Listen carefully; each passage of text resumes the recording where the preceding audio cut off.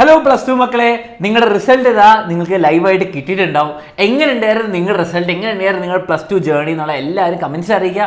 അതിനോടൊപ്പം ഏറ്റവും ഇമ്പോർട്ടൻറ്റ്, നമ്മുടെ കൂടെ എക്സാമിനറുടെ കൂടെ നിങ്ങൾ പ്ലസ് ടു പഠിച്ചൊരു കുട്ടിയാണെങ്കിൽ നിങ്ങൾ ഗൂഗിൾ ഫോം എന്താണെങ്കിലും ഫില്ല് ചെയ്യണം.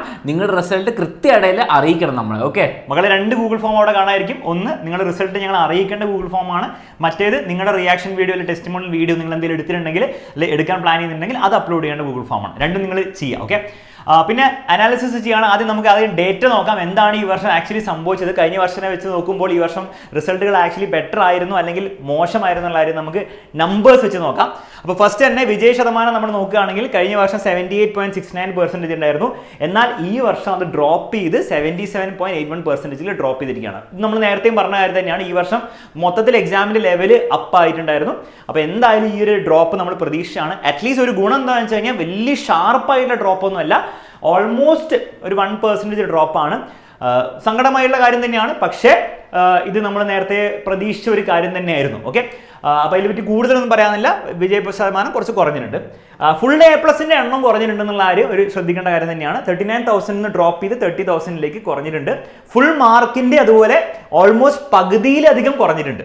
105 ആയിരുന്നു കഴിഞ്ഞ വർഷം ഉണ്ടായിരുന്ന ഫുൾ മാർക്ക് കിട്ടിയ കുട്ടികളുടെ എണ്ണം. ഈ പ്രാവശ്യം വെറും 41 ഡ്രോപ്പ് ചെയ്തിട്ടുണ്ട്. അപ്പോൾ ഇതിൽ രണ്ട് കോമ്പിനേഷനാണ് വന്നിട്ടുണ്ടാവുക. ഒന്ന്, എക്സാം നല്ല ഡിഫിക്കൽട്ട് ആക്കിയിട്ടുണ്ട്.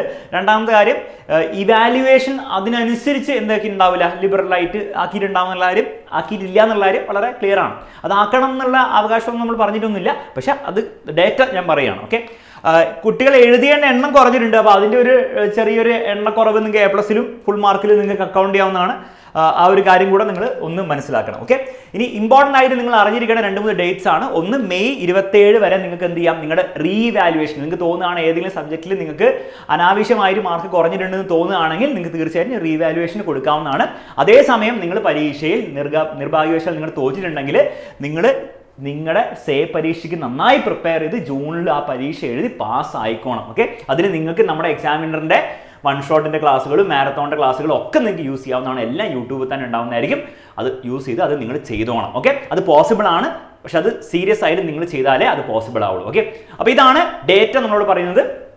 ബലൻ സാർ എന്താ പറയാനുള്ളത്? പ്ലസ് ടു എക്സാം നമ്മൾ ആദ്യം മുതലേ പറയുന്നുണ്ടായിരുന്നു, നമ്മളോട് നിങ്ങളുടെ എക്സാം സമയം നമ്മൾ പറയുന്നുണ്ടായിരുന്നു ടഫ് ആവും എന്നുള്ളത്. ശരിക്കും പറഞ്ഞാൽ പേപ്പർ കിട്ടുന്ന ദിവസവും ഇന്നും ആയിരിക്കും നിങ്ങൾക്ക് ശരിക്കും ഫീൽ ആയിട്ടുണ്ടാവുക. പിന്നെ നിങ്ങൾക്ക് 1-2 മാർക്കൊക്കെ പോയി നിങ്ങൾ പ്രതീക്ഷ മാർക്ക് പോയിട്ടുണ്ടെങ്കിൽ റീവാലുവേഷൻ അപ്ലൈ ചെയ്തോളൂ, ചിലപ്പോൾ കിട്ടാൻ ചാൻസ് ഉണ്ട്. അത് പിന്നെ നിങ്ങൾ മനസ്സിലാക്കേണ്ടത്, ഇനിയിപ്പോൾ നിങ്ങൾ ഇതിൽ നിന്ന് നിങ്ങൾ പ്രതീക്ഷിച്ച മാർക്ക് കിട്ടാത്ത ഒരാളാണ്, ലൈഫ് എവിടെയും എൻഡ് ആവുന്നില്ല. 10ാം ക്ലാസ്സിന് റിസൾട്ട് വന്നു, എന്തോ സംഭവിച്ചു, പ്ലസ് ടുവിൻ്റെ റിസൾട്ട് വന്നു.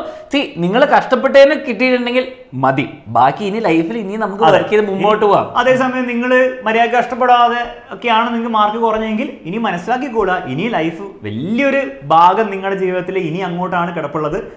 നിങ്ങൾ പ്ലസ് ടുവിൽ നല്ല മാർക്ക് വാങ്ങിച്ചാൽ പോലും നിങ്ങൾക്ക് സക്സസ്ഫുൾ ആയിട്ടുള്ള ലൈഫ് അല്ലെങ്കിൽ ഒരു കരിയർ ഇനി ഗ്യാരണ്ടീഡ് ആണെന്ന് വിചാരിക്കരുത്.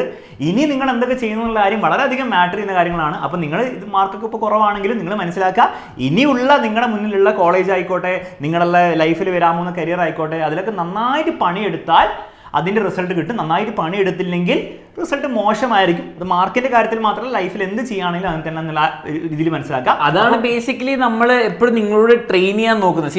എല്ലാവർക്കും പഠിച്ച് നല്ല മാർക്ക് മേടിക്കാൻ ചിലപ്പോൾ കഴിവുണ്ടല്ലോ, പക്ഷെ എല്ലാവരും വർക്ക് ചെയ്യുക, നിങ്ങൾ എഫേർട്ട് എടുക്കുക. അത് നിങ്ങളുടെ കോളേജിലായിക്കോട്ടെ, നിങ്ങളുടെ ജോലിയിലായിക്കോട്ടെ, അത് നിങ്ങൾ എഫേർട്ട് ഇടുന്നതിനുള്ള റിവാർഡ് കിട്ടിക്കോളും. ചില മാർക്ക് വേണ്ടി മാത്രമല്ല നിങ്ങൾ പഠിക്കേണ്ടത്. അത് ഇനി ഇതൊക്കെ ഈ പഠിച്ച കുറേ കഷ്ടപ്പെട്ടില്ലേ, അതൊക്കെ നിങ്ങൾ ട്രാൻസ്ലേറ്റ് ചെയ്യുക. +1 +2 കഴിഞ്ഞിട്ടുള്ള ജീവിതത്തിൽ ഹെൽപ്ഫുള്ളായിരിക്കും. അപ്പോൾ ഓക്കെ, അപ്പോൾ മക്കളെ, മാർക്ക് നിങ്ങൾക്ക് കുറവാണെങ്കിൽ it is not the end of the world. നിങ്ങൾക്ക് തുടങ്ങാൻ പോകുന്നേ ഉള്ളൂ. കഷ്ടപ്പെടാൻ റെഡിയാണെങ്കിൽ മാർക്ക് നിങ്ങൾക്ക് എത്ര കുറവാണെങ്കിലും നിങ്ങൾ ജീവിതത്തിൽ എത്തേണ്ട സ്ഥലത്ത് നിങ്ങൾ എത്തിയിരിക്കും. നിങ്ങൾക്ക് എത്താൻ ആഗ്രഹ സ്ഥലത്ത് നിങ്ങൾ എത്തിയിരിക്കും, അതിലൊരു സംശയമില്ല. നിങ്ങൾ നല്ല മാർക്ക് വാങ്ങിച്ചവരാണെങ്കിലും മനസ്സിലാക്കുക, this is not the end of the world. ഇതുകൊണ്ട് വലിയെന്തോ കാര്യം സാധിച്ചെടുത്തു വിചാരിക്കരുത്. തീർച്ചയായിട്ടും നല്ല അച്ചീവ്മെന്റ് ആണ്. നിങ്ങളെ കൺഗ്രാജുലേറ്റ് ചെയ്ത് നിങ്ങളുടെ ഹാർഡ് വർക്കിന്റെ റിവാർഡ് തന്നെയാണ്. പക്ഷേ ലൈഫിൽ ഇനിയും കുറേ കാര്യങ്ങൾ നമുക്ക് ചെയ്യാനുണ്ട്. അപ്പോൾ അതിനുവേണ്ടി നിങ്ങൾ പ്രിപ്പയർഡ് ആക്കുക. നിങ്ങൾക്ക് എന്താണോ റിസൾട്ട് കിട്ടിയെന്നുള്ളത് തീർച്ചയായിട്ടും നമ്മൾ അറിയിക്കണം. ആ ഗൂഗിൾ ഫോമിലൂടെയാണ് അറിയിക്കേണ്ടത്. അതിൽ ബാച്ചിൽ കുട്ടിയാണ് ബാച്ചിൽ നിന്ന് കൊടുക്കണം, ബാച്ചിൽ അല്ലെങ്കിൽ യൂട്യൂബിൽ നിന്ന് കൊടുക്കണം. ഓക്കെ, അപ്പോൾ അത്രേ പറയാനുള്ളൂ. മറ്റൊരു വീഡിയോയിൽ ഹോപ്പ്ഫുള്ളി നമുക്ക് ഇനി കാണാം. അതുവരെ bye bye, take care, all the best.